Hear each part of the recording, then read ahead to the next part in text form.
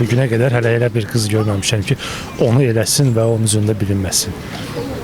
Yəni hər bir qadının üzünün belə deyək, ölçüsü onun dodağına uyğun olmalıdır. Pis baxıram. Yəni o estetik əməliyyat yarananda o zəruri hal kimi eləyirdilər onu. Kimsə məsələn hansısa bir qəzaya düşəndə onun üz forması pozulanda onu da eləyirdilər. Amma o gözəlliyi vermir. Həm də o yeridilən maye yad cisim olduğu üçün gec-tez orqanizm onu özündən tuluyur. Yəni ehtiyac varsa normal baxıram. Hər ikisi də deyil. Əgər bir insanın kompleksi varsa, etdirirsə ya məsələn nəfəs alması ilə bağlı problemi varsa, normal baxıram yəni. Əgər həqiqətən də insanın ehtiyacı varsa pis baxmıram. Lazımdır.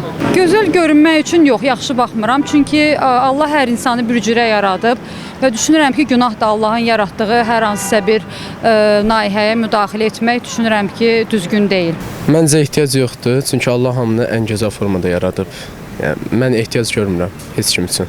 Həm artıq pul israfı, amma bəzilərinin də sözü üçün gözəllik qurban tələb edir. Hərəsinin öz fikri.